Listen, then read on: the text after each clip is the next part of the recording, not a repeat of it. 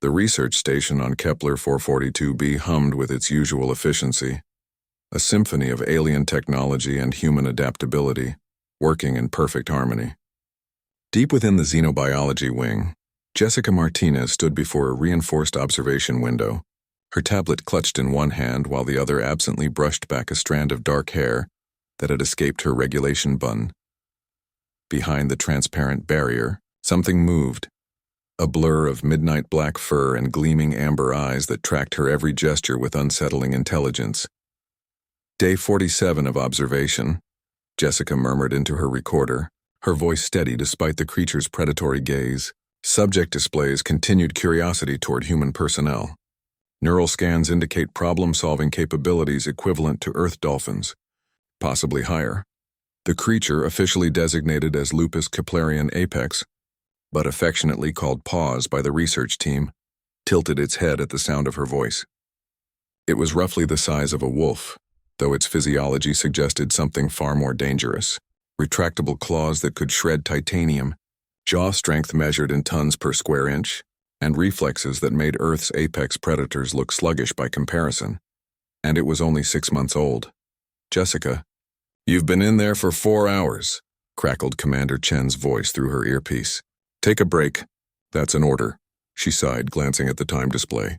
The commander was right, as usual. Acknowledged. "I'll be at the commissary in 10. As she turned to leave, a soft chirping sound made her pause. Paws had approached the barrier, pressing one massive paw against the glass. The gesture was almost plaintive. "Don't give me those eyes," Jessica muttered, though her lips curved into a smile. "You're an apex predator, not a puppy." The chirp came again, more insistent this time, against every protocol, every safety regulation drilled into her since academy training. Jessica found herself placing her palm against the glass where Paw's paw rested. For a moment, separated by 6 inches of reinforced material, human and alien simply connected. Then the power went out. Emergency lighting flickered to life, bathing everything in crimson. Jessica's heart hammered as she heard the distinctive hiss of magnetic locks disengaging throughout the facility. A catastrophic systems failure, the kind that happened once in a million operations. The kind that opened every containment cell simultaneously. All personnel. "This is Commander Chen. We have a station-wide containment breach. Proceed to emergency shelters immediately." This is not a drill.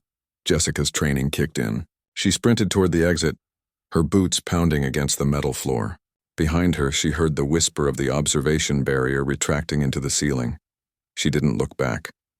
The corridor stretched before her, emergency lights painting everything in shades of blood. 60 meters to the nearest shelter. She could make it. 40 meters. 20. Something landed on her back with the force of a meteor strike. Jessica crashed to the floor, the wind driven from her lungs, her vision swimming. Massive weight pinned her down and she felt hot breath against her neck. The killing blow position. This was how she died.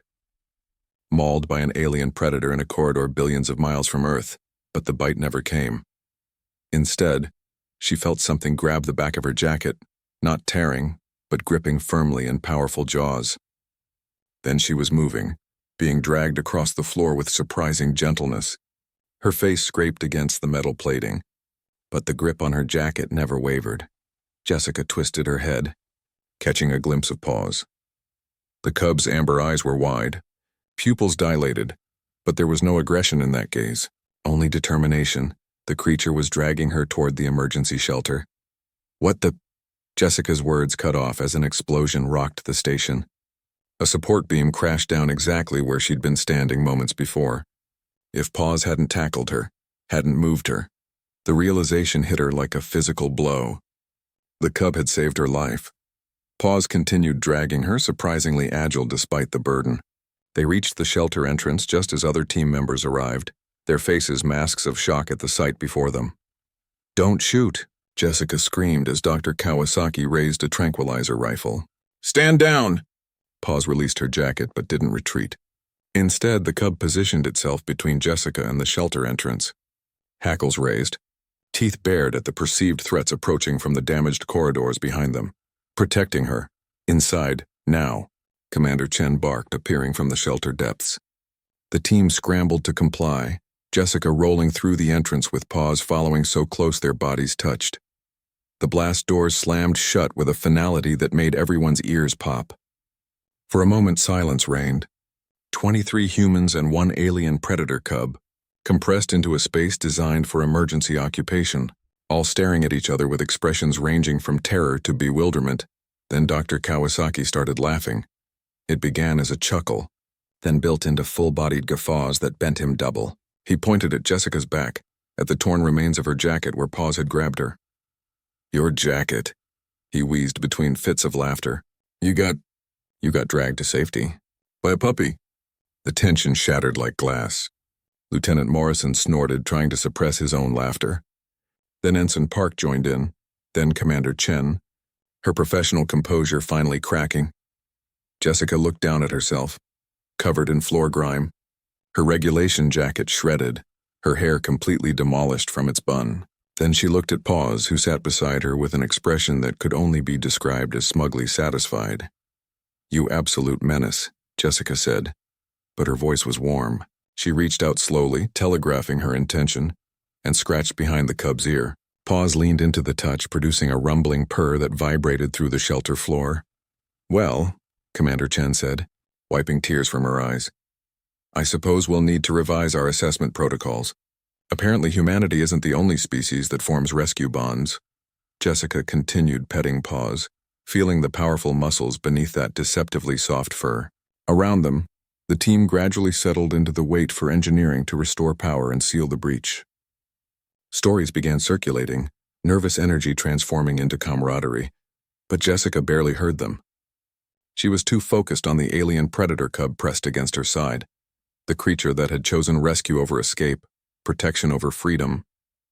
In that moment, gazing into those intelligent amber eyes, Jessica understood something profound. Humanity had spent centuries believing they were special, unique in their capacity for compassion and sacrifice. Perhaps they'd just never asked the right questions. "Good Paws," she whispered, and the cub's purr intensified, filling the shelter with its resonant warmth. Outside, Kepler 442b's twin moons rose over an alien horizon, casting silver light across a damaged station where humans and predators learned, together, what it truly meant to be pack.